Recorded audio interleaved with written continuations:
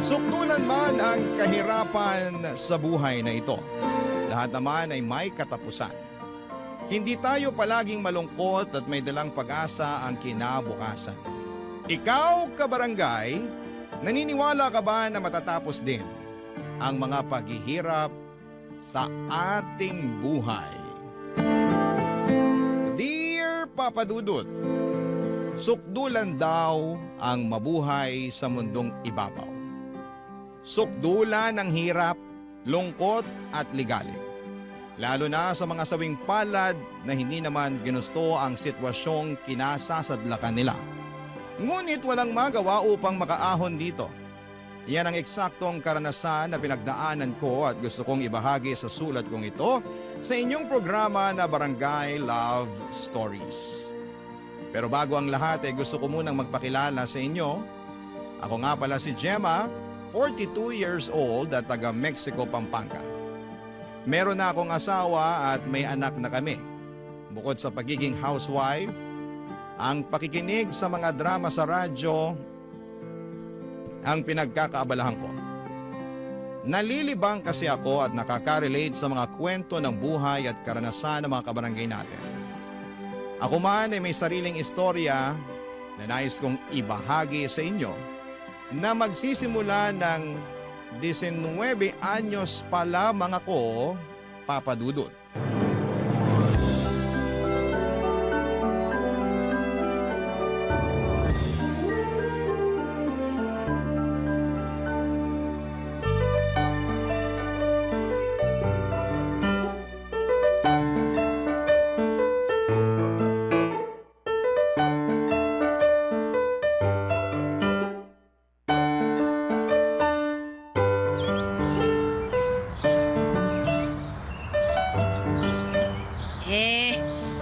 Kilala mo si Gustavo? Si Gustavo? Oh, yung pinagkakautangan namin ng tatay mo. Opo, natatandaan ko po siya. May lihim na pagtingin sa'yo si Gustavo, nak. Pero di na pala lihim. Kasi nagsabi na siya sa amin ng tatay mo. Ano po? Kursunada ka pala niya, Gemma. Sinabihan kami na kung mapapapayag ka raw namin na asawahin siya, absuelto na kami sa utang namin sa kanya. Naisip namin na na malaking bagay at luwag sa dibdib namin ng tatay mo kung sakaling hindi na kami singilin ni Gustavo. Alam mo namang walang-wala tayo, di ba? Nasa magkano pa yung dapat nating bayaran sa kanya. Kaya naisip niyo po na ako na lang yung ibayad? Hindi naman sa ganun. Ganun na ganun po yun, Nay. Di sige, tama ka. Walang-wala na kasi kami talaga ng tatay mo. Hindi na namin alam kung paano babayaran si Gustavo. Tinatakot na nga kami. Hindi na kami makatulog sa gabi. Tatay mo hindi na makapagtrabaho na maayos. Ayaw na rin lumabas ng bahay natin kasi natatakot baka ipagulpi ni Gustavo. Nak, pasensya na kung ganito ha, na ikaw yung naisipan naming ibayad. Pero nangako naman si Gustavo na tatratuhin kanyang mabuti. Kaya tiwala kami ng tatay mo na magiging maayos ang buhay mo sa poder niya. Ayaw mo bang guminhawa kahit papaano? Kontento ka na lang ba sa buhay natin na ganito? Isang kahig, isang tuka. Pero Nay, wala namang kasiguraduhan kung tutupad si Gustavo sa pangako niya sa inyo eh. Baka mamaya binibilog lang niya ang ulo niyo. Paano kung mapahamak ako? Ayoko, Nay. Ayokong sumama sa kanya. Anong ayaw mo? Hindi pwede. Dapat sumama ka sa kanya. Kasi ipinangako ka na namin ng tatay mo. Naman eh. Sarili niyong anak, pero kung tratuhin niyo ako, kung ipamigay niyo ako, paano naman akong bagay? Anak ka pa rin naman namin. Isipin mo na lang na ginagawan mo ng malaking pabor ang pamilya natin. Maaati mo ba na mapahamak kami ng tatay mo dahil lang sa hindi kami nakabayad ng utang kay Gustavo? Yung mga kapatid mo, maliliit pa. Kaya mo ba silang buhayin kung biglaan kaming mawala ng tatay mo? Sige, mamili ka. Ayusin mo ha, yung hindi mo pagsisisihan.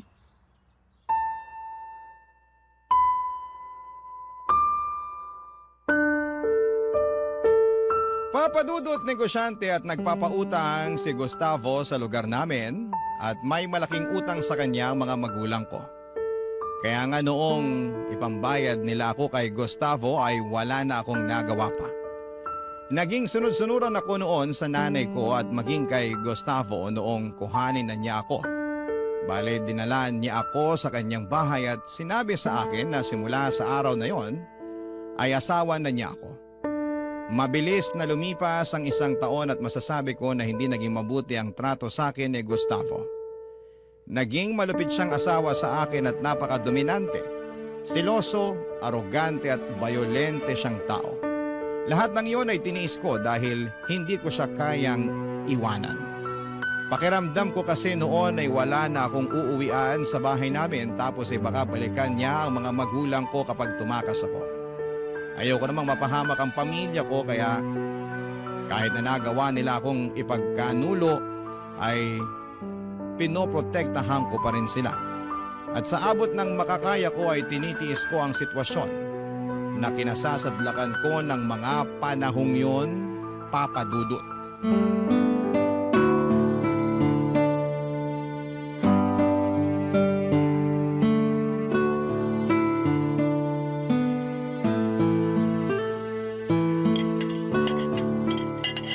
Siguradong matutuwa si Gustavo.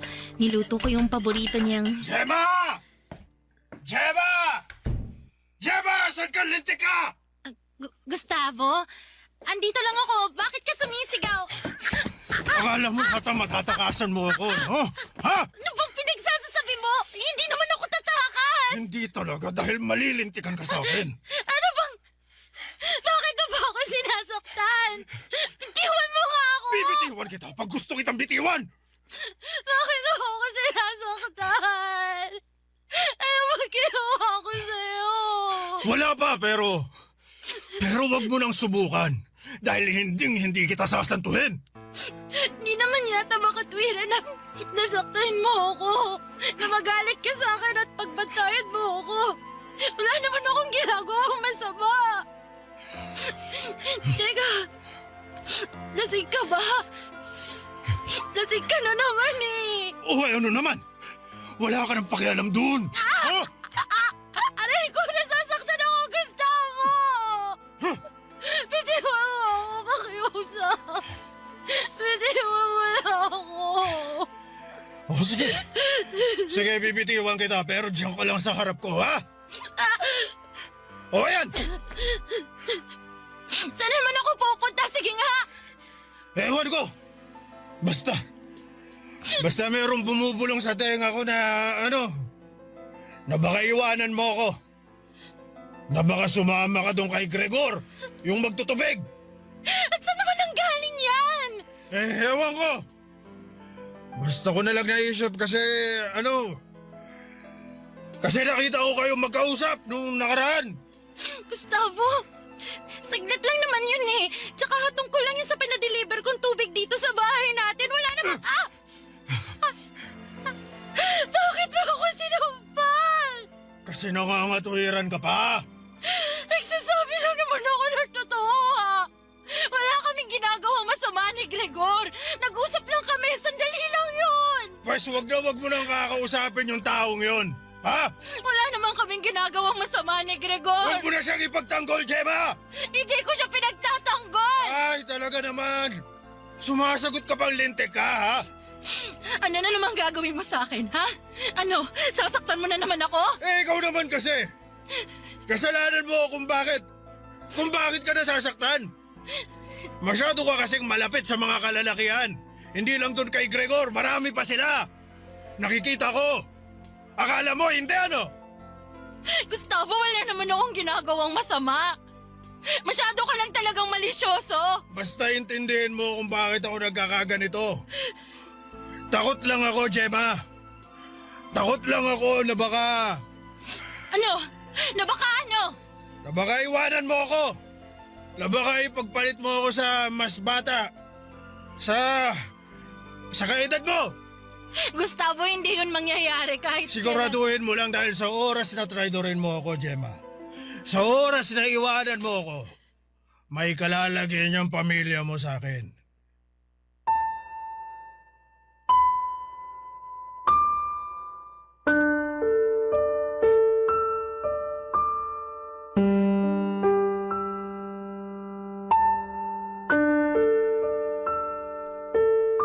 Papa Dudut, hindi yun ang unang beses na pinagsamantalahan ako ni Gustavo.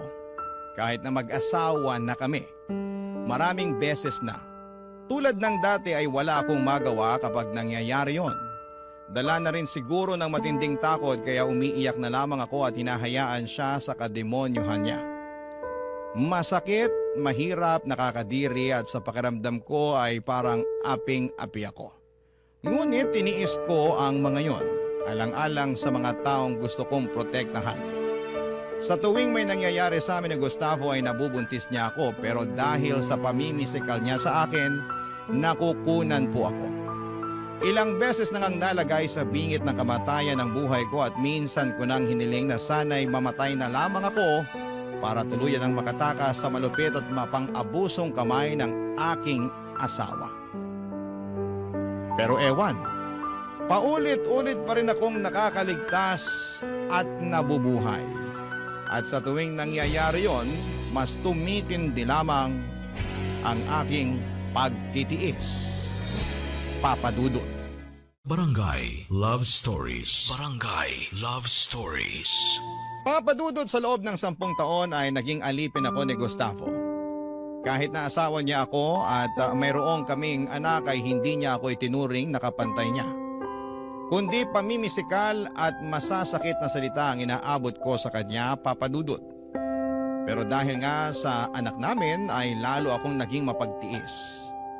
Nagbingi-bingihan na lamang ako sa kung ano ang sinasabi niya sa akin at pinagtuunan ko na lamang ng pansin ang pag-aalaga sa anak namin. Mahal naman ni Gustavo ang anak namin at nakikita at nararamdaman ko yon, pero ako ay hindi.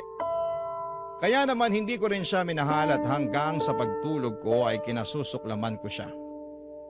Sa kabila ng lahat ay meron pa rin katiting na pag-asa sa puso ko na magbabago po si Gustavo. At bagaman suntok sa buwan ang isipin yon, kumapit ako at naniwala sa bagay na yon. Kaya lang po, Papa Dudut, paulit-ulit pa rin akong binibigo ng kapalaran.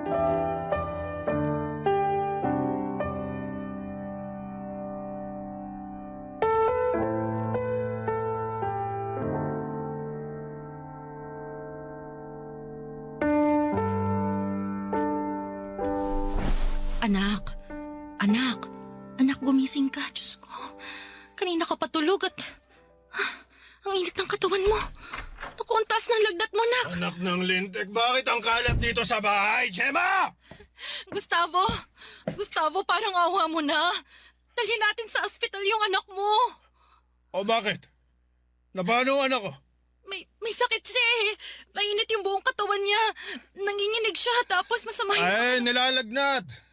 Nareremedyohan naman yan sa bahay. Hindi na yan kailangan dalhin sa ospital. Anong hindi?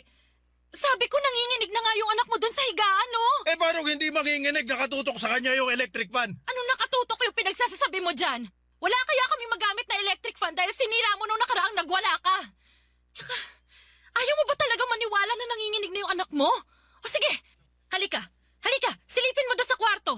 Tingnan mo, balot na siya ng kumot. Sus, bakit ko naman gagawin yon? Masasayang lang oras ko, saka ikaw yung nanay. Ikaw na dapat bahalang gumamot dun sa anak mo. Gustavo, nanay lang ako. Hindi ako doktor. Wala akong pakialam, Gemma. Ikaw, Gemma!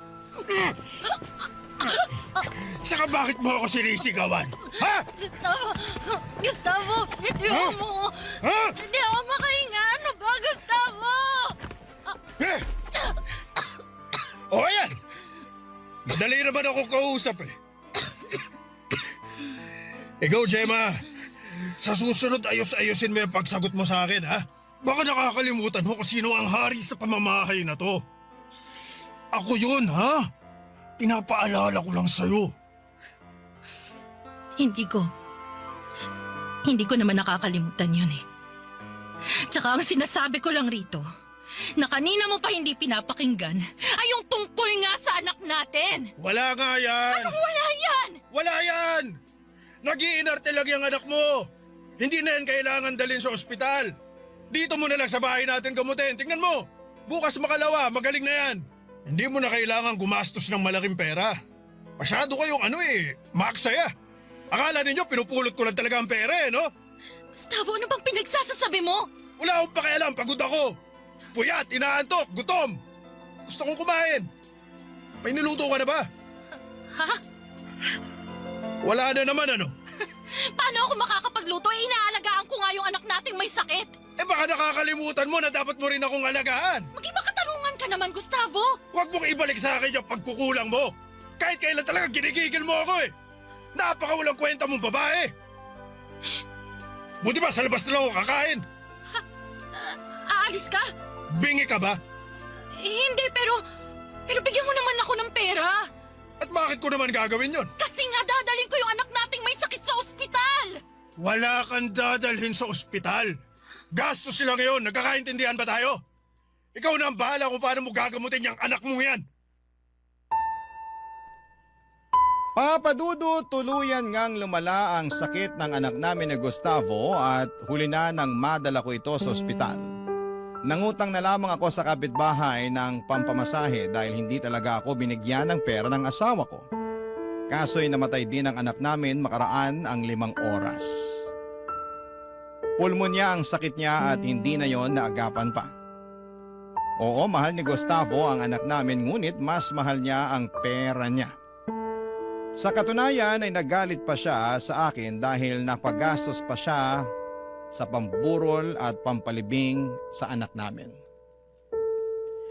Durog na durog ang puso ko ng mga panahong yon na para bang gusto ko na ring sumama sa aking anak sa hukay.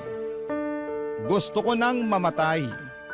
Wala na rin namang rason para mabuhay pa ako sa mundo. Kaya nga noong desidido na akong magpatiwakal ay bigla akong ginulantang ng kapalaran. Imbes na ako ang mamatay, si Gustavo ang sumakabilang buhay nang maaksidente siya sa sinasakyan niyang motor. Malaya na ako noong nawala na si Gustavo. Pero pariwara pa rin ako. Kaya para makapagsimulang muli ay nagpakalayo-layo ako. Dinala ko ng aking kapalaran sa Maynila kung saan ay namasukan ako sa pabrika bilang trabahador. At doon ko nakilala si Javier na aming supervisor. Nagkamabutihan kami at hindi nga nagtagal ay nabuntis niya ako. Nagdesisyon kaming magsama agad at agad niya akong pinakilala sa Mami Lucinda niya, Papa Dudut.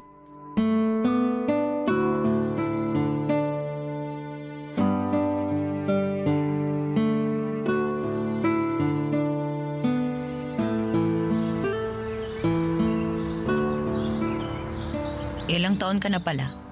35 na po. Kung ganun, mas matanda ka pala ng 5 taon sa anak ko. 30 anyos pa lang naman si Javier Javier, anak, anong nakain mo at pumatol ka sa babaeng mas matanda sa'yo? Mahal ko po si Gemma. At wala naman pong kaso sa akin ng edad niya, Mami. Halata nga, hindi mo naman siya bubuntisin agad kung hindi matindi ang pagmamahal mo sa kanya. Opo. Pasensya na po kung sa ganitong sitwasyon ko pa siya napakilala sa inyo. Masyado lang pong mabilis ang mga pangyayari pero wag po kayo mag-alala dahil nasa tamang edad naman na po kami. Hindi naman ako masyadong nag-aalala sa desisyon mo na yan dahil kilala kita. Kapag may gusto ka, hindi ka titigil hanggat hindi mo nasusunod. Tama ako, hindi ba? Opo, Mami. Kung nag-aalala man ako, dyan, kay Gemma. Sa edad niya kasing yan baka hindi na kaya ng katawan niya ang magbuntis. Alam niyo kasi, napapaso ang katawan ng babae sa pagbubuntis, lalo na kapag umiedad na kami. Gemma, unang beses mo lang bang magkakaanak? Hindi po. Ibig mong sabihin, nagkaanak ka na noon? Opo, pero... Diyos ko, mahabaging langit. Javier, ano bang klaseng babae itong napili mo? Mami, huminahon lang po muna kayo. Pakinggan niyo po muna si Gemma para malaman niyo yung totoo. Ano pa bang totoo ang dapat kong malaman? Tsaka alam mo ba na may anak na pala siya? Opo, alam ko po. Sinabi na sa akin ni Gemma. At ayos lang sa'yo na may anak siya sa ibang lalaki? Mami, pakinggan niyo muna si Gemma. May sasabihin pa po siya. Ano na namang revelasyon ang sasabihin niya? Santisimang babae ito. Ano po kasi, may anak na po ako sa una kong asawa pero Pero wala na po sila. Sinong wala? Anong wala? Patay na po sila. Yung asawa at anak ko. Diyos ko, mabaging langit. At matagal na rin namang nangyari yun. Single na po si Gemma nang makilala ko siya. Pareho kami, kaya wala naman po akong nakikitang mali sa pagsasama namin. Sandali, Javier. Anak naman. Wala pong kaso sa akin kung may naging asawa na siya noon. Nakaraan naman na po yun eh. Ang mahalaga, yung ngayon na kami na ni Gemma ang magkasama. Tingin ko talaga ginayuma ka ng babaeng yan para mapaibig ka sa kanya ng husto. Mami naman. Hindi po totoo yun. Hindi ko po ginayuma si Javier. Totoo man o hindi, wala na rin naman ako magagawa pa ron. Tsaka buntis ka na. Andyan na yan. Pangatawanan na lang. Papa Dudut, istrikta ang unang tingin at impression ko sa nanay ni Javier. Hindi rin ako masyadong komportable sa presensya niya. Ngunit sa abot ng makakaya ko ay pinakisamahan ko siya ng maayos. Siya rin kasi ang nanay ng lalaking iniibig ko at lola ng magiging anak namin ni Javier. At ayoko namang magkaroon ng masamang ugnayan sa kanya. Bagaman masasabi ko pa rin na hindi 100% natanggap ako ng nanay ni Javier, andun kasi yung pag-question niya sa nakaraan ko na para bang doon pa lang ay hinusgahan na niya ako. Pero binaliwala ko lamang ang bagay na yon dahil ang importante sa akin ay ang pamilyang bubuuin namin ni Javier. Papadudot ni sa hinagap, hindi ko akalain na mabibigyan ako ng pangalawang pagkakataon na muling umibig. Kaya naman masaya ko sa pangalawang pagkakataong ito. Papadudot. Barangay Love Stories. Barangay Love Stories. Papadudot, kinasal kami ni Javier sa Huwes bago isilang ang panganay namin. Tapos ay nagrenta kami ng maliit na apartment pero nahirapan ako noong nanganak na ako, lalo't wala naman akong kamag-anak o magulang sa malapit na pwedeng mag-asikaso sa akin. Kaya nagkasundo kami ni Javier na tumira sa bahay ng nanay niya para mayroong umalalay sa akin, Papadudot. Masasabi ko na noong unay masaya naman at payapa ang pagtira ko sa bahay ng nanay niya. Kitang-kita ko na mahal niya ang apo niya. Pero nagbago ang lahat noong nagdesisyon si Javier na mag-ibang bansa upang mabigyan kami ng maayos na buhay ng anak niya. Simula kasi nang umalis ang aking asawa ay naging impyerno ang 4 na sulok ng bahay nila para sa akin.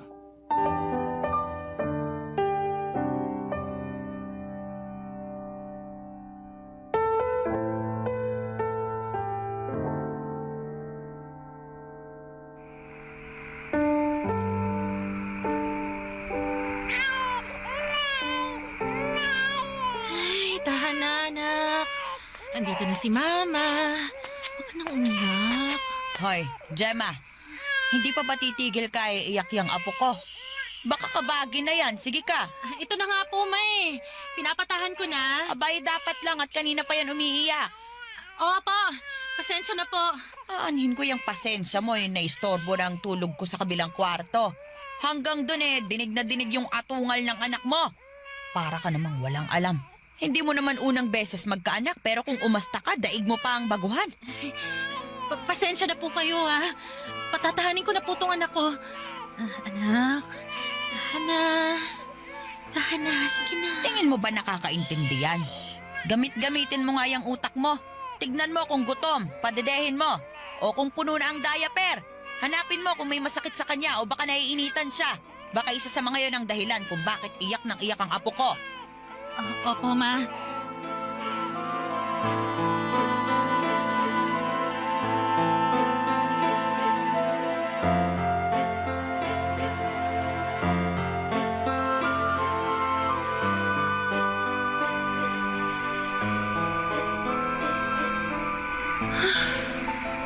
Buti na lang napatulog ko na yung anak ko. Ay, grabe, nakakapagod siyang patahanin. Anong sabi mo? Ano, napapagod ka na sa anak mo? Ma? Kanina pa po ba kayo nandyan? Oo, bakit? Bahay ko naman to Alam ko naman po Ay, yun. nako. Huwag mong ibahin ang usapan, Gemma. Narinig ko ng malinaw yung sinabi mo na napapagod ka na sa anak ninyo ni Javier. Sigurado pag nalaman ng anak ko yan ay magagalit yun sa'yo. Wala naman po akong masamang ibig sabihin doon. At saka, totoo naman po na napagod ako sa pagpapatahan sa anak namin. Pero hindi po ibig sabihin nun napapagod na akong alagaan siya. Wala ka talagang karapatang mapagod dahil nanay ka na. Hindi ka rin pwedeng magreklamo dahil ginusto mo namang magkaanak. Alam mo, tingin ko sinadya mo talagang magpabuntis sa anak ko eh. Kasi alam mo na bata si Javier, may pera at mahal na mahal ka. Ma, mahal ko rin po si Javier at hindi ko po habol ang pera niya. Ay sus! Maniwala ako sa'yo. Hindi ko na po siguro yun problema. Anong sinabi mo? Wala po. Marunong ka na ngayong sumagot, ha? Baka nakakalimutan mo ako pa rin ang reyna sa pamamahay na to. Ma, bitiwan niyo po ako. Nasasaktan po ako, Ma. Bakit niyo po ako sinasabunutan? Ang sakit po. Masasaktan ka talaga kasi sinusubukan mo ako. Wala naman po akong ginagawang masama. Anong wala? Masama na nga na ikaw ang piniling pakasalan ng anak ko. Ang dami-daming matitinong babae dyan. Yung mas bata, mas maganda. May maayos na trabaho at nakaraan. Hindi tulad mo na. Kung sino lang at palamunin. Tapos nakuha mo pang magbataas sa akin, ha? Hindi po ako nagmamataas. Itiwan niyo na po ako, Mama. Pakiusap. Kulang pa nga yan. Ang dapat sa'yo, tinuturuan ng leksyon. Ma! Halika Ma, na. tama na po! Masakit na po! Aray! Aray! Tama na po, Ma! Papa Dudut, kahit na hirap na ako sa kamay ng biyanan ko ay minarapat ko pa ring manahimik. Hindi ako nagsumbong sa asawa ko at hindi ako nagsabi ng masama tungkol sa nanay niya dahil ayokong masira ang kanilang relasyon. Muli ako nagtiis at umasa na magbabago pa ang turing sa akin ng nanay ni Javier. Pero sa araw-araw na lamang na nagdaan, mas tumindi at sumama ang ugali nito.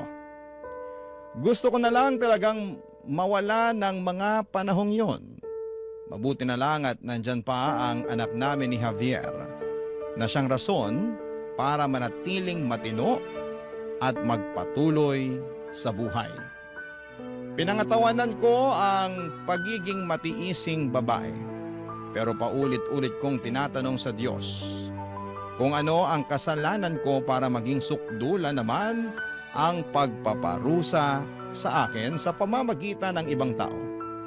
Hindi na kasi makatuwiran at napapagod na ako sa totoo lang.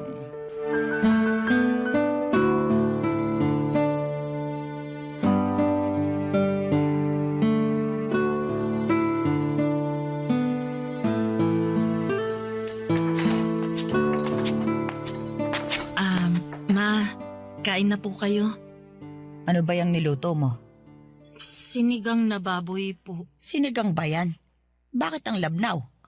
Po? Ayan o. Mukhang matabang at pangit ang lasa. Mabuti pa tikman ko muna. Asa na ba yung kutsarita dito? Ito. Pwe! Ah! Ang pangit ng lasa! Paano po nangyari yun? Masarap naman yan. Tinikman ko po yan kanina. Ibig mong sabihin nagsisinungaling ako? Hindi ko po alam pero posible po kasi ayaw nyo naman yung luto ko, hindi ba? Buti alam mo! Kung bakit kasi masyado kang nagmamarunong dyan. May paluto-luto ka pang nalalaman. Napakamapapel mo. Hindi naman po ako nagmamarunong o mapapel. Concern lang naman po ako at gusto ko lang ding makatulong kaya nagkusa akong magluto ng pananghalian natin. At saka pag hindi ako nagluluto, nagagalit kayo. Nagpapasaring at sinasabi ninyo na magluto ko, ganito, ganyan. Tapos ngayon na nagkusa ako, galit pa rin kayo? Saan na po ako lulugar niyan, Ma? Bakit ako ang tinatanong mo dyan? Bakit hindi ikaw ang humanap ng lulugaran mo sa pamamahay ko? Kasi parang ang unfair nyo naman po sa akin. Ginagawa ko naman po lahat para makasundo ko kayo. Pinagsisilbihan ko kayo, ginagalang ko kayo kahit na hindi maayos yung trato nyo sa akin kasi nanay pa rin kayo ng asawa ko at saka lola kayo ng anak Huwag mo namin. akong sumbatan ng ganyan, ha? Lalo lang ako nang gigigil sa'yo, Gemma. Di po ako nanunumbat, Ma. Bakit ko naman po gagawin yun? Sinasabi ko lang naman po yung nararamdaman ko eh. Pwes wala akong pakialam sa nararamdaman mo. Tsaka nakuha mo pa talagang sabihin na unfair ako sa'yo? Di mo man lang ba nahahalata na ayoko talaga sa'yo? Pero wala akong magawa dahil nga kasal na kayo ng anak ko. Kung sana, naging matalino lang si Javier sa pagpili ng babaeng mapapangasawa niya. Nangyayari rito? Bakit kayo sumisigaw, Mami? Teka, bakit umiiyak si Gemma? Javier, bakit ka nandito? Umuwi po ako. Plano ko sana kayong sorpresahin kaya di na ako nagsabi na uuwi ako pero mukhang ako na sorpresa sa nadatnan ko eh. Gemma, ayos ka lang ba? Bakit ka umiiyak? Yang kasing nanay mo. Sumusobra na siya, Javier. Kung ano-ano na lang yung masasakit na salitang sinasabi niya sa akin. Hindi totoo yan. Narinig ko kayo na nagagalit kay Gemma pagdating ko, Mami. Natural lang yon. Kasi may ginawa siyang mali. Anong ginawang mali? Pinagluto ko lang naman po kayo ng tanghalian Kayo nga dyan yung Kayo dyan yung nang-iinsulto ng luto ko kasi ayaw niyong kumain. Pero pag di ako nagluto, galit pa rin kayo. Totoo ba yun? Javier, anak. Totoo yun, Javier. Hindi ko lang sinasabi sa'yo pero galit talaga sa akin ang mama mo. Ayaw niya sa akin kasi ako ang pinili mo. Ang minahal at pinakasalan mo.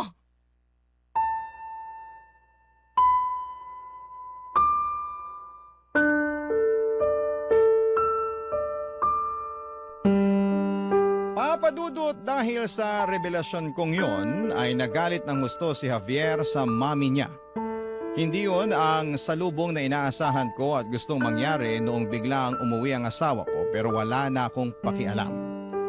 Ilang taon din akong nagtiis sa masamang trato sa akin ng biyanan ko.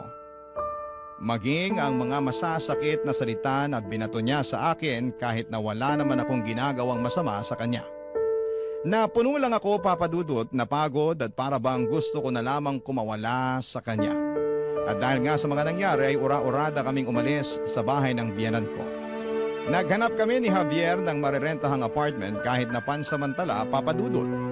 Sa unang beses ay nakaramdam ako ng kapayapaan dahil magkasama na kami ng asawa ko. Ang nag-iisa kong kakampi.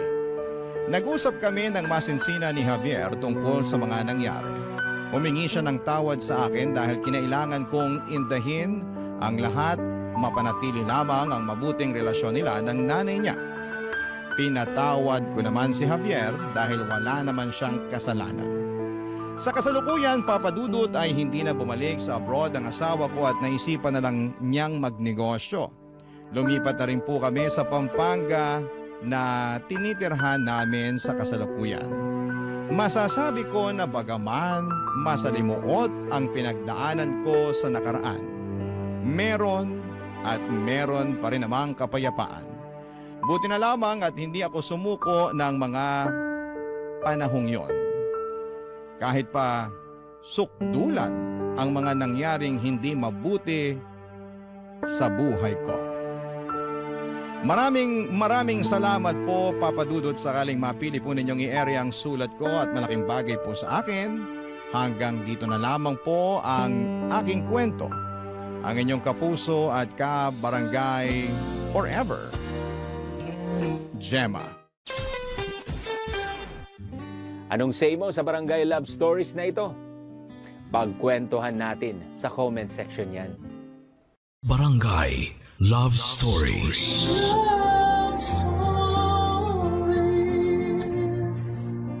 May mga taong kulang ang pagmamahal sa sarili. Kaya naman hinahanap nila ito sa ibang tao. At kadalasan ay wala silang pakialam kahit na may nasasaktan na sila. At may naaapakan. Ikaw, kabarangay, naranasan mo na bang maging makasarili sa ngalan ng pag-ibig?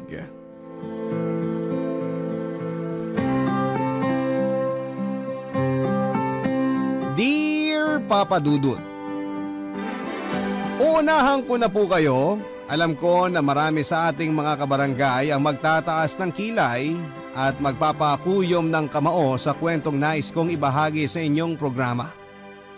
Pero naglakas loob pa rin po akong sumulat upang sa ganon ay maging halimbawa ako na kahit punong-puno na ng pagmamahal mula sa pamilya at mga kaibigan ng isang tao ay hindi pa rin po ito nakokontento. Bukod doon ay naging mas mapaghanap ako. hanggang sa sapiting ko ang sitwasyon sa buhay ko na hindi ko na alam kung paano pa kumawala. Isang magandang araw po sa inyo at sa inyong mga listeners. Itago nyo na lamang po ako sa pangalang Cara. 34 years old at may mataas na posisyon sa isang pribadong kumpanya dito sa Maynila. Kagalang-galang at respetado ako sa mata ng ibang tao. Pero may tinatago po akong sikreto. Sa kabila ng magandang estado ko sa buhay at trabaho at kahit na marami ang nagmamahal sa akin ay hindi ko pa rin maramdamang buo ako, Papa Dudut. Palagi ko pa rin hinahanap ang pag-ibig na ito sa ibang tao hanggang sa natagpuan ko nga ito kay Jeffrey. Isang waiter at sumasideline rin bilang hosto o call boy na minsan kong nakilala nang pumunta ako sa bar. Naging malagkit kaagad ang tinginan namin ni Jeffrey. Kahit na noon lamang kami nagkakilala. Parang gusto na naming sunggaban ng isa't isa. At nang mga sandaling yon ay hindi na rin siya nag-atubiling lumapit sa akin para kausapin ako, Papa Dudut. At hindi na rin naman ako nagpaligoy-ligoy pa. Hanggang sa nagkasundo kaming mag-check-in sa pinakamalapit na motel at nauwi nga sa pangyayari na alam nyo na, Papa Dudut. Malambing si Jeffrey Cuela at aaminin kong naging kahinaan ko yon. Kaya naman tuluyan na akong nahulog sa kanya. Simula noon ay nagkaroon kami ng kasunduan na nakahanda akong magbayad sa kanya kapalit ng pagiging magkasintahan namin. Nung una, tumutupad naman siya sa kagustuhan pero habang lalo akong na-attach sa kanya, ay mas lalo namang lumalayo ang loob niya sa akin. Dahilan para magalit ako ng husto, Papa Dudut.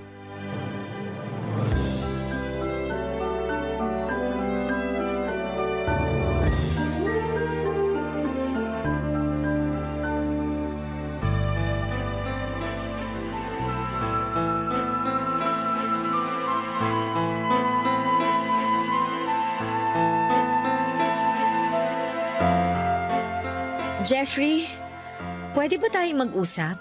Ikaw na naman? Ano bang ginagawa mo rito? At saka hindi mo ba nakikita may trabaho ko? Diyan pa kami ngayon. Huwag kang istorbo. Anong storbo? Hoy, wala akong pakialam kung may trabaho ka dito. Ang gusto ko, mag-usap tayo. Bad trip ka talagang babae ka. Ano bang gusto mong pag-usapan natin? Marami, Jeffrey. Bakit mo ba ako iniiwasan? Bakit hindi mo na sinasagot ang mga text, chat at tawag ko? May problema ba tayo? Nagkukulang na ba ako sa binabayad ko sa'yo? Sabihin mo, dadagdagan ko! Pwede ba, Cara?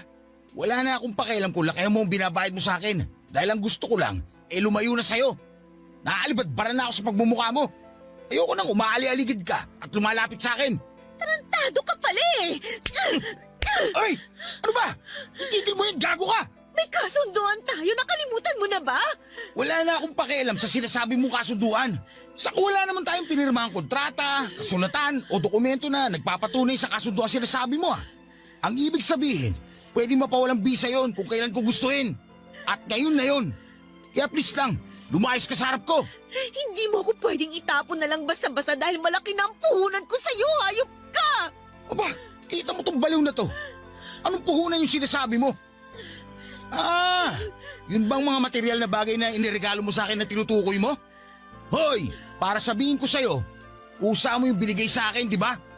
Ano, bobo lang? Hulyanin ka na? Kahit kailan, hindi ko yun hiningi sa'yo. Kaya wala kang karapatang isumbat sa mukha ko ang tungkol sa mga bagay na yun. Ganyan ka na ba talaga kadesperada magpapansin sa akin? Ano magagawa ko?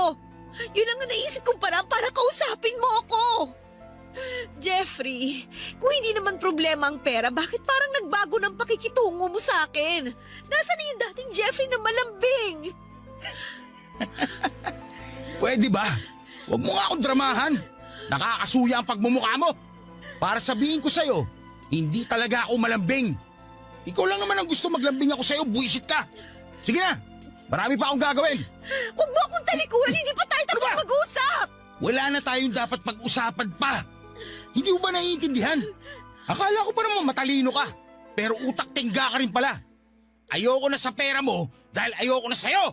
Hindi mo ako pwedeng itapon na lang ng parang basura matapos ang lahat ng namagitan sa atin! Walang kahit na anong namamagitan sa atin. Ilusyon mo lang yun. Pero gusto na kita! Ano ka mo? Nahulog na ako sa'yo, Jeffrey! Gusto ko nang tutuhanin ang lahat ng meron tayo! Please, bigyan mo sana ako ng pagkakataon para patunayan sa'yo kung gaano kita kamahal. Parang awa mo na, Jeffrey! Alam mo, para ang tanga. Lumuwag na ba talaga yung tornilyo mo sa utak? Para maisip na mahuhulog din ako sa tulad mo? Sinasabi ko na sa'yo na hindi yun mangyayari. Kaya huwag ka nang umasa pa na magiging tayo. Ilusyonada! Ang gusto ko, umalis ka na sa buhay ko. Dahil kung hindi, baka may kalagyan kang lintik ka. Papadudot daig ko pa ang inapaka noon ang pagkatao ng 1,000 ulit matapos manggaling sa bibig mismo ni Jeffrey na hindi niya matatanggap ang pag-ibig ko sa kanya. Doon ako nakaramdam ng labis na pagka-insecure lalo pat hindi yun ang unang beses na merong tumanggi sa akin, Papadudot. Hindi naman po sa pagbubuhat ng sariling bangko pero may ibubuga naman ako kung ganda lamang din ang labanan. Kaya bakit sawi pa rin ako? At iniiwan. Akala ko dahil napapaligaya ko si Jeffrey sa kama ay mas madali na sa kanya na mahalin ako katulad ng nararamdaman ko noon pero nagkamali pala ako. Dahil sa nangyari ay nagsimula na akong iwasan at layuan ni Jeffrey. At kahit na isampal ko pa sa mukha niya ang perang kaya kong ibayad sa serbisyo niya ay wala na rin yung epekto sa kanya. Dahil mas nanaig kay Jeffrey ang pagkairita niya sa akin. Kung ituring nga niya ako ay parang meron akong nakakahawang sakit, Papadudot. Akala ko kaya ko nang tuluyang kalimutan ang katulad ni Jeffrey, Papadudot. Kaso kapag nakikita ko kung gaano siya kasaya sa mga bago niyang kliyente ay hindi ko mapigilan ang sarili ko na magselos at masuklam. Sa huli ay wala rin naman ako nagawa. Ayoko nang kawawain na sa kanya ang sarili ko dahil kung ayaw niya sa akin ay kawalan niya yon. Kaya nga kahit masakit at malungkot ay tiniis ko yung pakiramdam at umarting hindi nasasaktan. Nang mga panahon na yon ay nagbalik sa alaala ko ang kauna-unahang lalaki na minahal ko ng gusto. Ngunit tulad ni Jeffrey ay hindi rin napa sa akin.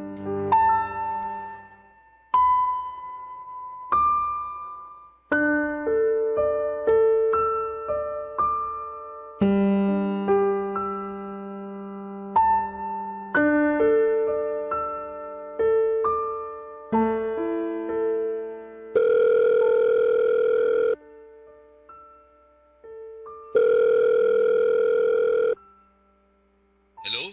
Sino to? Hi, Mond. Kara? Oh, napatawag ka. Nagpalit ka na pala ng number. Paano hindi ako magpapalit? Binlock mo na yata ako dun sa dati. Pero mabuti na lang dahil may paraan pa rin ako para makontak ka. Ay, ilang beses ko bang dapat sabihin sa'yo na wag mo na akong tatawagan? Paano kung malaman ng ate mo na nag-uusap tayo? Ano na lang ang iisipin nun? Huwag mo masyadong alalahanin si Ate Tanya. Hindi naman madaling maghinala yun. Tingnan mo, hanggang ngayon wala pa rin siyang kaalam-alam na dati tayong magkarelasyon bago siya umiksena sa buhay natin. Matagal na yun, Kara. At tapos na rin naman tayo. Ang ate Tanya mo na ang mahal ko. May anak na nga kami, di ba? Ganon-ganon na lang ba yun? Porke nabuntis mo ang ate ko, basta mo na lang ako iiwanan sa ere o itatapo na parang basura? Sobrang sama mo naman, Raymond. Akala ko ba ayos lang sa'yo? Di ba nga, sabi mo sa akin nun, hindi mo na ako mahal? Madalas na tayo nag-aaway. Nasusuya na ako. Kaya ka ba naghanap ng iba? At ang galing mo naman dahil ate ko pa talaga ang napili mo, no? Ganyan ka na ba talaga kasamang tao? Alam mo, hindi kita maintindihan. Kung umasta ka, akala mo may nagawa akong malaking kasalanan sa'yo. Samantalang kung iisipin, sukang-suka na tayo nun sa isa't isa. Anong magagawa ko kung si Tanya ang nandyan para damayan ako? Sige nga, sabihin mo nga. Di sana umiwas ka na lang, kaso hindi eh. Nagawa mo pang patulan ng ate ko at ang masahol doon, binuntis mo pa siya. Napakawalang niya mo rin ano? Gusto mo pa talagang ipamukha sa akin kung gaano ka kasaya samantalang ako nagdurusa? Ikaw ang pumili ng pagdurusang yan, Kara. Wag na wag mong isisi sa akin kung bakit hanggang ngayon miserable ka pa rin. Sa kasalanan mo rin yan. Masyado kasing mataas ang tingin mo sa sarili mo. Kaya palagi ka na lang iniiwan ng mga lalaking nakakarelasyon mo. Ano bang gusto mong palabasin? Na ikaw na lang palaging magaling? Kung inaakala mo na susunod sa lahat ng gusto mo ang magiging karelasyon mo, pwes, diyan ka nagkakamali. Ayaw na ayaw naming mga lalaki yung may nagdidikta sa amin. Kaya siguro hindi nag-workout yung relasyon natin nun dahil sa pagkakontrolling mo. Huwag mong isisi sa akin kung ganito ako.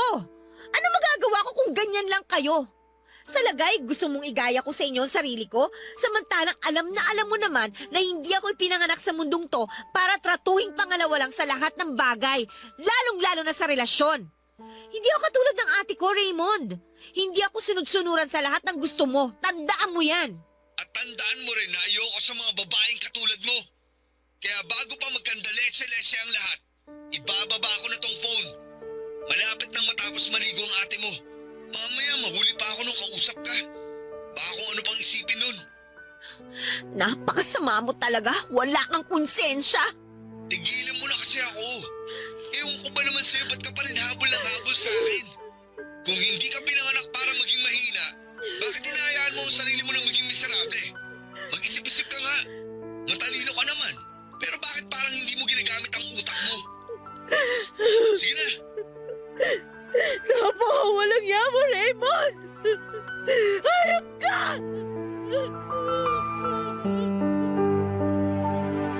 Papadudot karelasyon ko noon si Raymond bago sila nagkakilala ng ate Tanya ko. Nakilala ko siya pagka-graduate ko ng college at may sa ilang taon na rin ang relasyon namin nang nag-umpisa kaming magkalabuan. Nang mga panahon na yon ay nasa kasagsagan ako ng paghahabol ng promotion sa kumpanyang pinagtatrabahuhan ko, kaya naman aminado ko na naisantabi ko si Raymond at mas pinagtuunan ko ng pansin ang mga pangarap ko. Nang maghiwalay kami ay doon naman niya nakilala ang ate ko. Nalaman ko na lamang yon nang ipakilala siya sa akin ni ate Tanya bilang tatay ng ipinagbubuntis niya.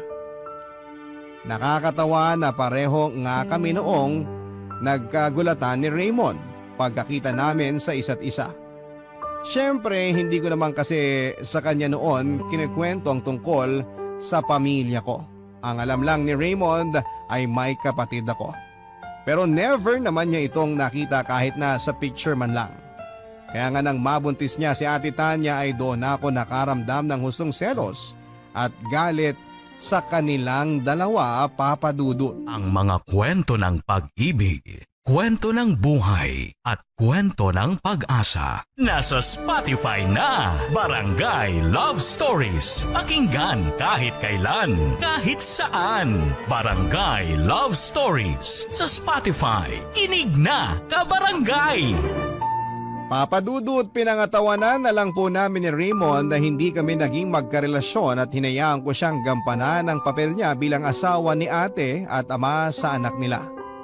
Mas nag-focus naman ako sa trabaho at doon ko na rin po nagsimulang maghanap ng pansamantalang pagmamahal sa ibang lalaki. Bagaman may pagkakataon na minsan ay nahuhulog po talaga ako ng husto sa kanila, katulad na lamang ng nangyari sa amin ni Jeffrey. Siyempre, sinusubukan ko naman na mag-move on sa dati naming relasyon ni Raymond. Pero kahit na anong gawin ko ay hindi ko pa rin talaga siya makalimutan.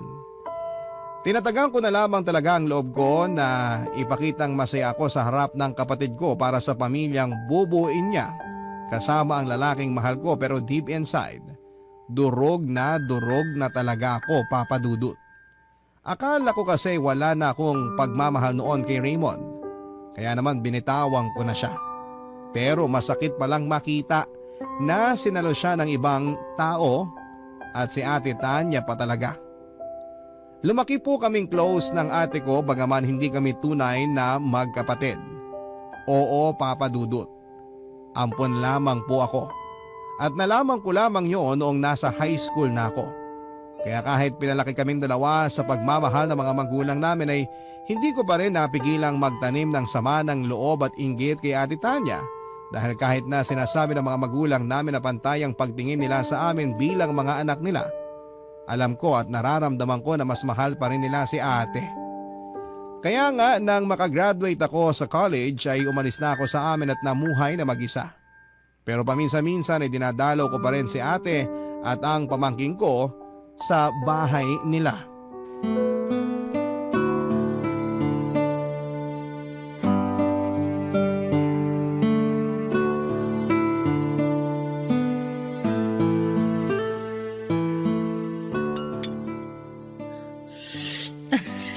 Oh, dahan-dahan.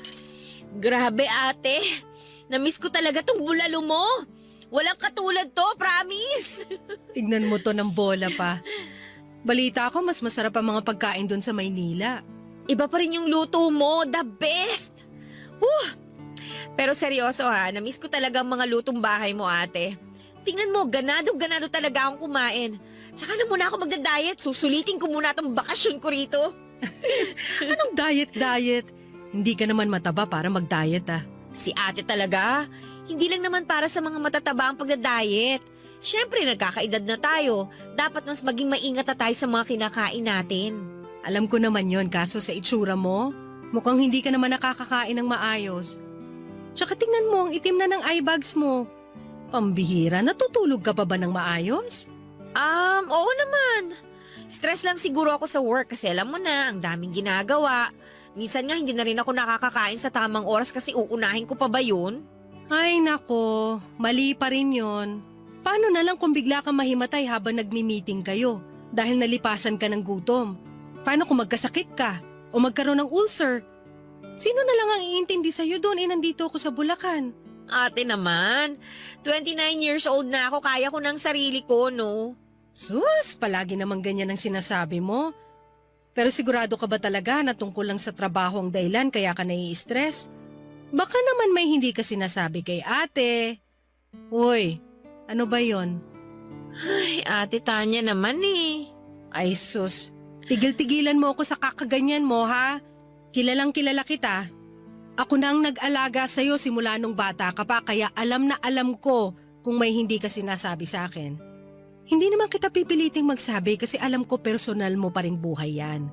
Malaki ka na. Pero kung kailangan mo ng maiiyakan o makakausap sa kung anumang niyang pinagdadaanan mo, nandito lang naman ang ate. Oh, hala. Kasasabi ko lang, ano bang problema kasi? Tungkol ba to sa lalaki? Ganun na nga ate. Iniwang ka na naman katulad ng dati. Oo. At hindi ko pa rin maintindihan kung bakit paulit-ulit nila akong sinasaktan. Maganda naman ako, mabait, matalino, mapera din naman. Kaya ano pa bang hinahanap nila na hindi nila makita sa akin? Ay, alam mo, hindi naman kasi ganun ang pag-ibig. Hindi porke gusto mo ang isang tao, magugustuhan ka na rin niya. May prosesong pinagdaraanan ng bawat relasyon.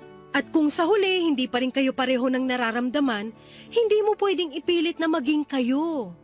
Kahit nag-aano mo pa kamahal ang isang tao, kailangan mo siyang palayain para hindi na kayo parehong masaktan. Nasasabi mo lang yan kasi successful ang relationship niyo ni Kuya Raymond. At meron kang maayos na pamilya. Samantalang ako, kahit halos nasa akin na lahat, wala pa rin nagmamahal. Uy, ano bang sinasabi mong wala nagmamahal sa'yo samantalang nandito kaming pamilya mo?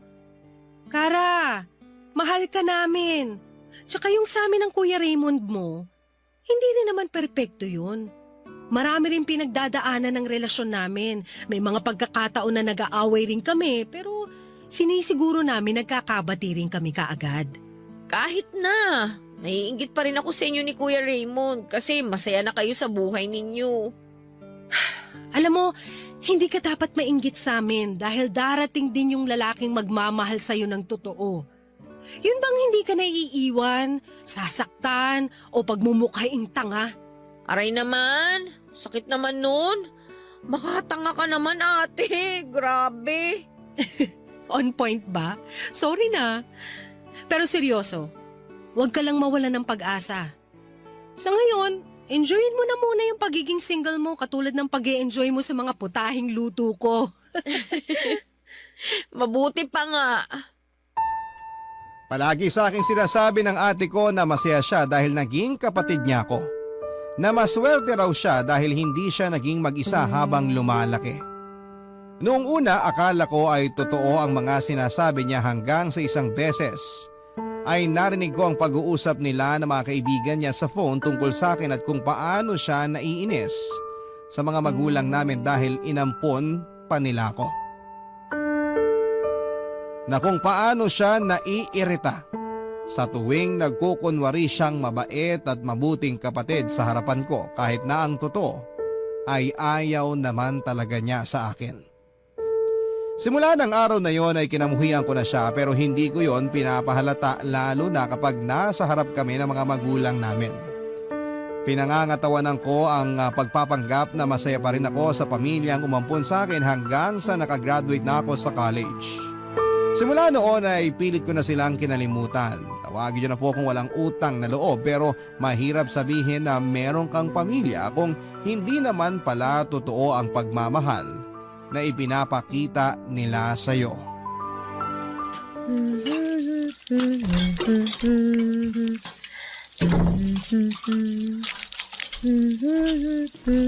Tanya, mahal.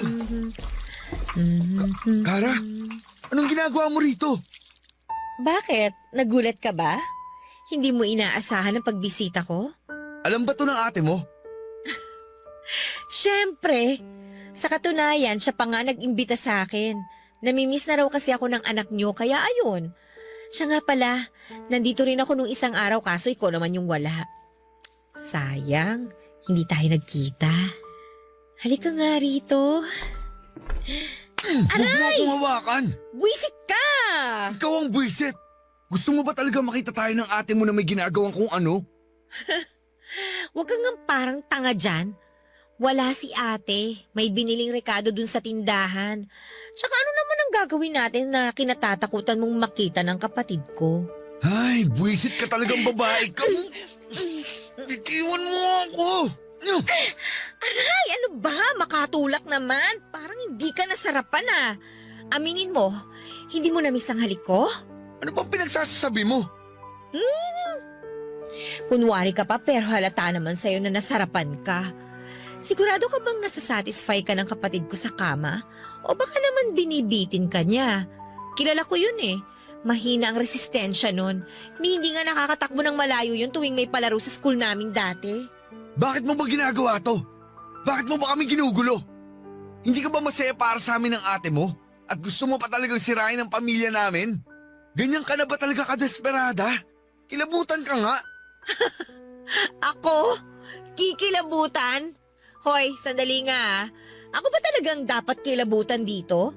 Samantalang sa ating dalawa, ikaw tong mukhang nakukulangan sa ate ko. San mo na naman nakuha yung hinala mo na yan? Nakita ko yung cellphone mo. Naiwan mo raw, sabi ni Ate Tanya. Kaya ayon, pinakialaman ko muna pag alis niya. Hindi mo naman sinabi. Hindi ka pa pala nagpapalit ng password? Nabuksan ko tuloy yung cellphone mo. At ang dami ko nakita. Kung sino-sinong babayang chinachat mo at puro kalasuan ang pinag-uusapan ninyo. Swerte mo lang hindi makalikot si Ate Tanya kaya hindi nabubuking ang kagaguhan mo. Pero mukhang malapit na niyang malaman dahil sasabihin ko...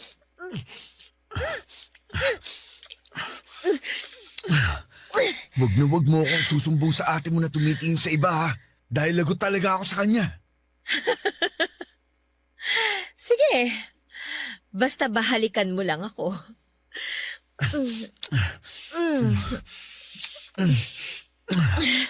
Grabe, hindi ko akalain na namiss ko ang mga halik mo, Kara. Sabi ko naman sa'yo eh.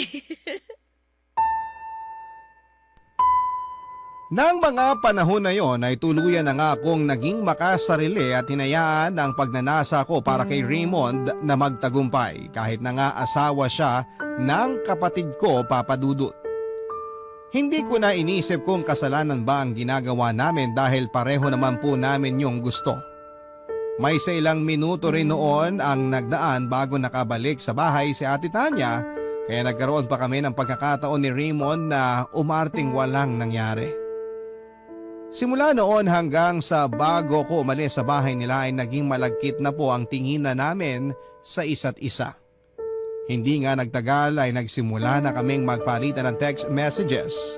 Tulad nga ng sinasabi ko noon ay hindi makalikot at hindi mapanghinala si Ate Tanya. Tiwalang tiwala kasi siya na tapat sa kanyang asawa niya. Kontraktor po si Raymond Papadudut at may pagkakataon na nadidestino siya sa iba't ibang lugar sa ilang araw at syempre kapag nasa Maynila siya, nagpupunta siya sa apartment ko at doon ay may nangyayari sa amin. Ang mga kwento ng pag-ibig, kwento ng buhay at kwento ng pag-asa. Nasa Spotify na, Barangay Love Stories. Pakinggan kahit kailan, kahit saan. Barangay Love Stories sa Spotify. Kinig na, kabarangay! Tinigilan ni Raymond ang pagkikita namin ng lihim. At kahit lantarang pagtataksil na ang ginagawa namin ay wala kaming pakialam. Nang mga panahon na yon ay tiwalang-tiwala sa kanya ang Ate Tanya ko kaya kahit na anong gawin niyang palusot o dahilan ay pinaniniwalaan siya nito. Aaminin ko na nakukonsensya rin po ako dahil trinataydor ko ang kapatid ko pero kapag naaalala ko na hindi naman niya talaga ako noon totoong tinuring na kadugo, katulad ng madalas niyang sabihin sa akin ay mabilis ko ring nasasaway ang sarili ko. Pinipigilan ko po ang sarili ko na mahulog pang lalo kay Raymond dahil alam ko naman sa sarili ko na hindi na niya ako magugustuhan. Ako lang naman po itong nagpupumilit na magkabalikan kami at sa sobrang pagkadesperada ko ay nagawa ko siyang akitin. Akala ko ay sapat na yon para iwanan niya ang mag-ina niya at mag-umpisa ng panibagong buhay na kasama ko. Katulad ng dati. Kaso nagkamali po ako, Papa Dudut. At mukhang sa hindi ko na mabilang na pagkakataon ay nasaktan na naman ako, mga kapuso.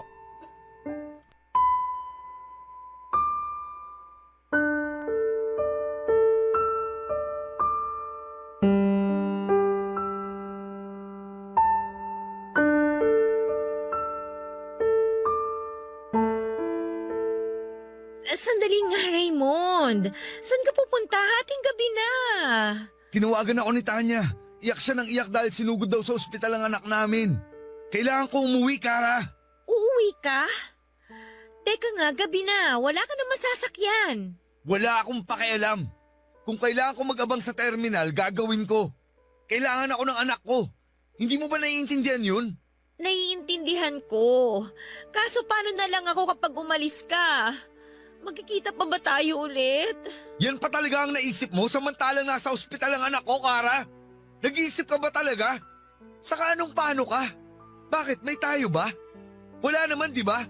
Sino ka ba?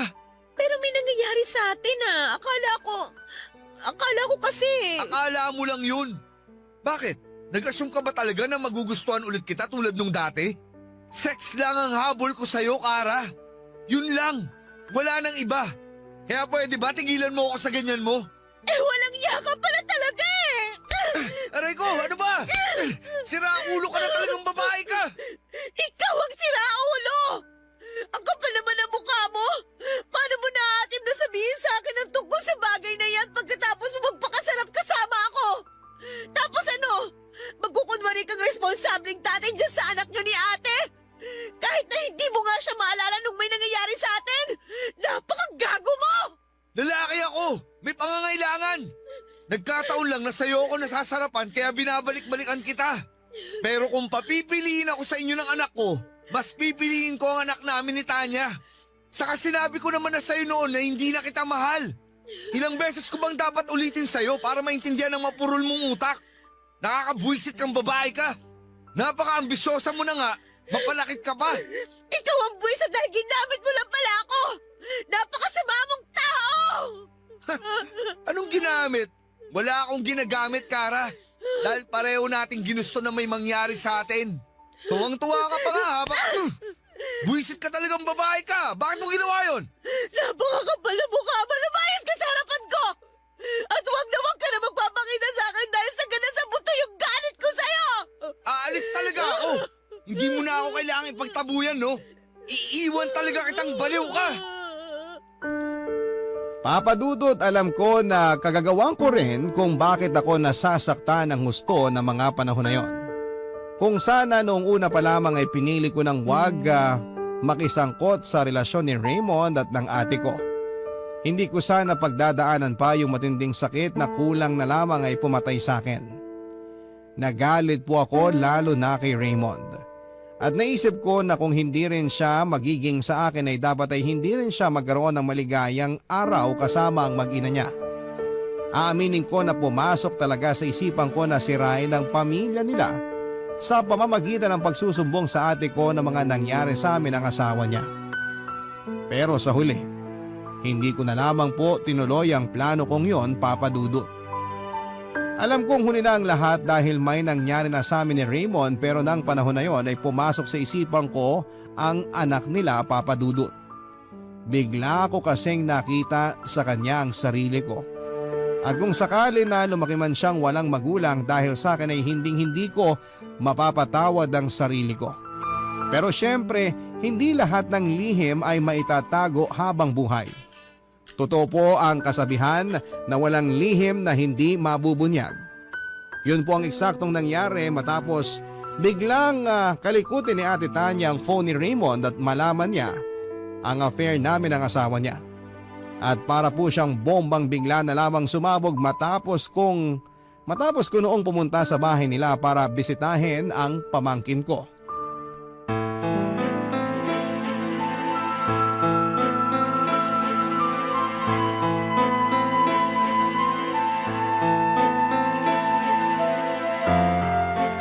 Napakawalang yamang babae ka! Alam mo ka mo na magpakita sa amin! Ha? Bakit mo ako sinasabunutan? Tinatanong mo pa talaga? Eh kung tutuusin, unang pangarap pa na nabunot ko sa'yo, manitiga! Ate, ano ba? Ako! Ano ba pinagsasasabi mo? Nagpunta ako rito para bisitahin yung anak mo. Talaga lang ha? Ano ko ba talaga? O ang asawa ko? Ano bang ingay yan? Natutulog ang bata! Kara, anong ginagawa mo rito? Nakalimutan mo na ba na pamangkin ko ang anak mo? Siyempre, nagpunta ako rito para dalawin siya. Ano ba namang klaseng tanong yan, Raymond? Wala akong pakialam kung anong rason mo. Hindi ka na sana nagpunta pa rito. O tapos na ba kayo mag-reunion? Pwede na ba ako magsalita? Kasi sa pagkakaalam ko, tayong dalawa karang nag-uusap dito. Ate, hindi mo ako kinakausap. Sinasaktan mo ako! At anong gusto mong gawin ko? Yakapin ka? Maging masaya sa pagdating mo katulad nung dati? Aba sira ulo na ako nung kusakali kasi ano ka? Sinaswerte? Hoy babae! Alam ko nang ginagago niyo ako ni Raymond! Hindi ka makapagsalita kasi totoo! Anong niya ka talaga? Huh? Aray! Uy, ano ba? Ate, Tumigil na kayo! Nagawa ka lang, nasasaktan ako. Ano ba? Dapat lang yan sa'yo! Kasi napakalandi mo! Tama na Huwag mo sabi! akong hawakan ng didiri ako sa'yo! Hinintay ko lang talaga na pumunta si Kara dito bago ako pumutok ng ganito, Raymond! Hindi porke inamin mo sa akin na wala kang nararamdaman sa kapatid ko at ako at ang anak natin ang mahal mo, ligtas ka na sa kasalanan yung dalawa! Napakasama niyo! Bakit niyo ito nagawa sa akin? Wala akong kasalanan dito, Tanya! Inakit ako ni Kara! Siya ang unang umalik sa akin! Binlockmail niya ako na magsusumbong sa'yo! Natakot lang naman ako na masira ang pamilya natin! Kaya kahit labag sa loob ko, pumayag ako sa gusto niyang mangyari! Hindi ko naman alam na magtutuloy-tuloy yun eh! Aray! Hoy Kara! Namumuro ka ng hayop ka ha! Wala akong pakialam! Ang kapal ng pagbumukha mong indiin ako sa kasalanan, pareho naman nating ginawa! Napakagago mo, Raymond! Di ba? Sinabi ko na sa'yo na lubayin mo kami ng mag-ina ko. Pinagtabuyan na nga kita sa buhay namin, pero balik ka pa rin ng balik. Para kang kabute, sulpot ka ng sulpot. Bakit ba hindi ka na lang mawala? Ate Tanya, huwag ka maniwala sa hudas na yan! Ako ang paniwalaan mo dahil kapatid mo ko, di ba? Hindi kita kapatid! Wala akong kapatid ng ahas at mang-aagaw!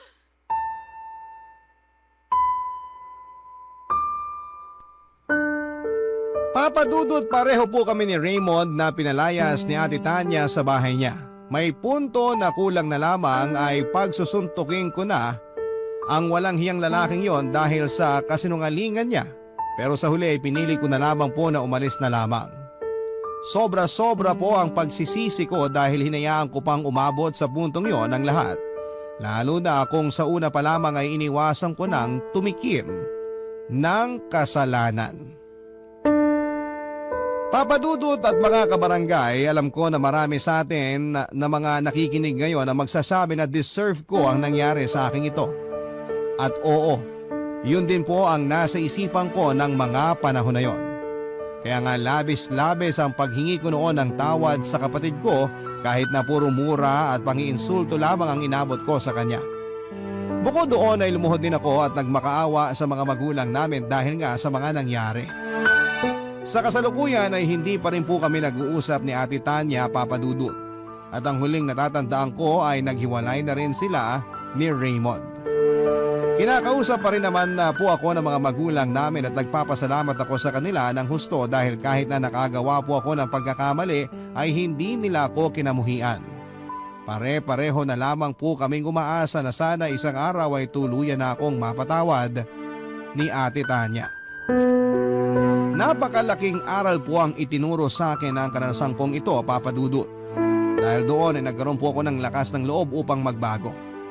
Mas pinapahalagahan ko na po ang sarili ko at hindi na rin po ako naghahabol sa iba. Bagaman nasasaktan dahil sa sarili ko rin namang kagagawa ay mas naging desidido po ako na itama ang mga kamalian ko sa mga nakaraan. Kaya bago ko po tapusin ang sulat ko ay payo ko lamang po sa ating mga kabarangay hanggat kaya po nating kontrolin ang ating sarili, huwag po tayong tumikim ng kasalanan. Dahil baka huli na ang lahat bago po natin mapagtanto na nasisira na natin ang ating sarili at ang relasyon ng iba. Maraming salamat po. Sakaling mapili po ninyong i-air ang kwento ng buhay ko. Malaking bagay po ito para sa akin at sana'y kinapunutan po ito ng aral at inspirasyon ng ating mga tagapakinig. More power po sa Barangay Love Stories. Maraming salamat sa iyo, Papadudot, ng inyong forever kapuso at kabarangay, Kara. Barangay Love Stories.